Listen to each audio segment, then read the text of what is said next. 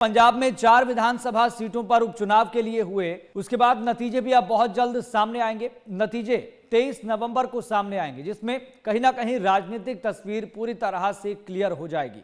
इस दौरान निर्वाचन आयोग की तरफ से मतगणना के लिए सुरक्षा के कड़े प्रबंध किए गए हैं। वहीं सभी प्रक्रियाएं निर्वाचन आयोग की तरफ से पूरी कर ली गई है। इसके अलावा 3000 के करीब सुरक्षाकर्मी भी तैनात रहेंगे। वहीं मतगणना सुबह 8 बजे से शुरू हो जाएगी। बता दें कि 20 नवंबर को 4 सीटों पर कुल 63.91% मतदान हुआ था। सबसे ज्यादा मतदान, जी हां, सबसे ज्यादा मतदान गिद्दड़बाहा सीट पर 81.90% हुआ। वहीं चब्बेवाल में सबसे कम 53.43% मतदान हुआ।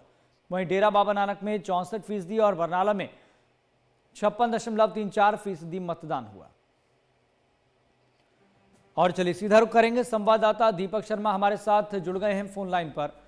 दीपक जी, चूंकि चुनाव हो गए हैं, जनता ने जिसको चुनना था, जो उनके क्षेत्र का कैंडिडेट बनेगा या फिर विधायक बनेगा, वो 23 नवंबर की तारीख को क्लियर हो जाएगा। लेकिन एक बात बहुत स्पष्ट है कि सबसे ज्यादा मतदान गिद्दड़बाहा सीट पर हुआ है, सबसे कम चब्बेवाल सीट पर। जी बिल्कुल, हालांकि ज्यादातर देखा ये जाता है, क्योंकि चब्बेवाल की अगर बात करें तो चब्बेवाल 100% ग्रामीण एरिया है। चब्बेवाल विधानसभा की अगर बात की तो 100% ग्रामीण एरिया, हालांकि गिद्दड़बाहा में कुछ शहर का एरिया जरूर पड़ता है, लेकिन फिर भी गिद्दड़बाहा में सबसे अधिक मतदान हुआ।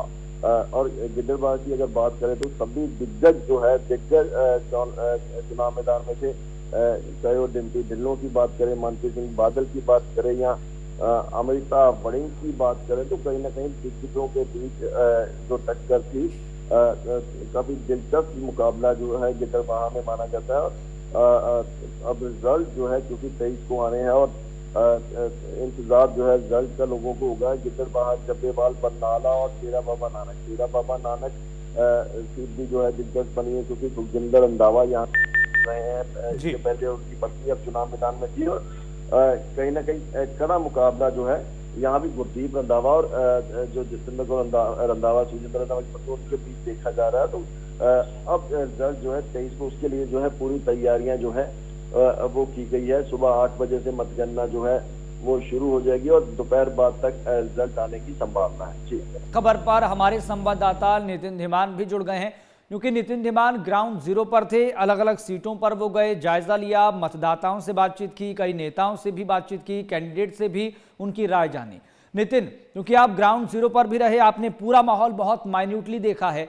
एक बात स्पष्ट, जिस बात का जिक्र हम कर रहे हैं कि सबसे ज्यादा मतदान गिद्दड़बाहा सीट पर हुआ है, इसके मायने समझने और इसका आकलन तमाम पॉलिटिकल पार्टीज की तरफ से भी किया जा रहा है, जबकि सबसे कम मतदान चब्बेवाल सीट पर हुआ है।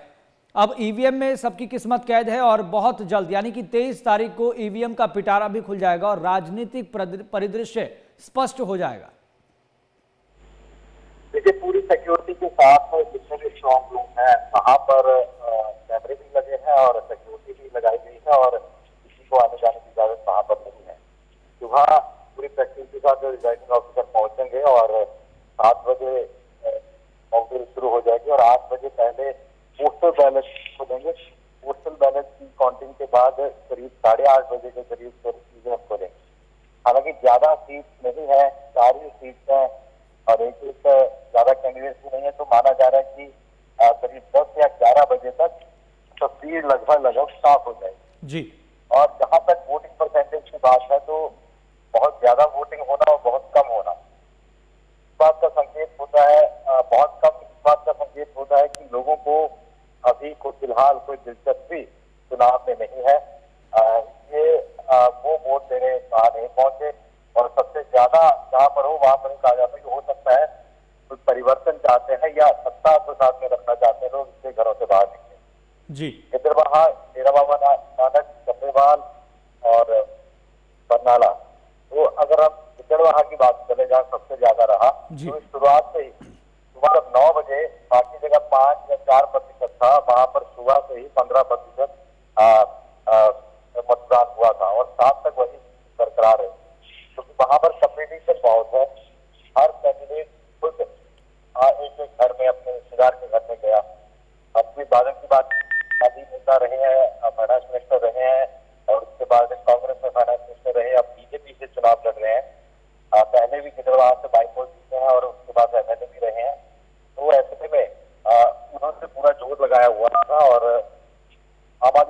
करें तो हरदीप सिंह डिम्पी ढिल्लों चुनाव लड़े थे, हालांकि हार गए थे राजा बड़िंग से। व्यापारी हैं बड़े, उनके ऊपर दांव लगाया गया है और वो बार बार सब जगह कह रहे थे कि उनके पास प्लस पॉइंट ये है, एक तो सरकार का ज्यादा विकास कार्य होंगे अगर वो जीत के आते हैं, और दूसरा वो कह रहे थे कि वो लोकल कैंडिडेट है, क्योंकि गिद्दड़बाहा से सिर्फ डिम्पी ढिल्लों ही थे, बाकी राजा बड़िंग, अमृता राजा बड़िंग जो है वो भी दूसरी कॉन्स्टिट्यूंसी से हैं और जो मनप्रीत बादल है वो भी दूसरी कॉन्स्टिट्यूंसी से हैं। तो एक लोकल वाला कार्ड वहां पर खेला जा रहा है कि लोकल को वोट दीजिए आम आदमी पार्टी की तरफ से। कांग्रेस की बात करें तो राजा बड़िंग कई सालों से इस सीट पर बने हुए हैं, हालांकि सांसद बन के तो उनकी पत्नी अमृता बड़िंग वहां से है, तो पूरा जोर उनकी तरफ से लगाया गया है और जो पुराने कांग्रेसी है या उनके खास लोग हैं उनके घर में लगातार डेरे डाले हुए थे। इसलिए माना जा रहा है कि तीनों तरफ से जोर लगा है, क्योंकि अकाली दल चुनाव से बाहर है, तो अकाली दल का जो स्पेस था वो बीजेपी ने ले लिया है, तो अकाली दल भी कई सीटों पर सपोर्ट बीजेपी को कर रहा है। तो यही माना जा रहा है कि यही कारण रहे कि लोग निकल कर आए, हर किसी पार्टी नेताओं ने जोर लगाया और लोग बाहर निकल कर आए और वोट हुआ। अब इसमें इसके वोट कौन काटता है, इस तरीके का चुनाव रहता है, ये तो कल सुबह 10-11 बजे तक साफ हो जाएगा। लेकिन जहां सबसे कम हुआ चप्पेवाल, वहां पर क्योंकि जो आम आदमी पार्टी है और कांग्रेस के बीच कंपटीशन है, कौन सिंह खंडला बीजेपी से हैं जो पहले अकाली नेता थे, और तारा ढिल्लों जो है चप्पेवाल से हैं, और इशाक सिंह चप्पेवाल राजकुमार चप्पेवाल के बेटा, तो इनके बीच कंपटीशन है। हालांकि ये कहा जा रहा था कि आम आदमी पार्टी की वहां पर ज्यादा हवा है, अब उसमें कितना सच्चाई है वो तो कल पता लगेगा, लेकिन कम वोट होना ये दिखाता है कि बिल्कुल बिल्कुल नितिन, और कल तस्वीर स्पष्ट हो जाएगी। और कहीं ना कहीं मुझे लगता है कि इस अवधारणा की भी सबसे बड़ी परीक्षा है, इम्तिहान है कि उपचुनाव तो सत्ताधारियों का होता है, अब ये बरकरार रहेगा या फिर ये अवधारणा धराशायी होगी, ये भी बड़ी बात रहेगी। देखिए इसमें हम थोड़ा पुराना देखें तो जैसे ही भगवत मान जीते थे, वो सांसद थे संगरूर से, लेकिन बाद में उपचुनाव हुआ वो हारे, वहां से जो शिरोमणि अकाली दल अमृतसर के नेता से वो जीते।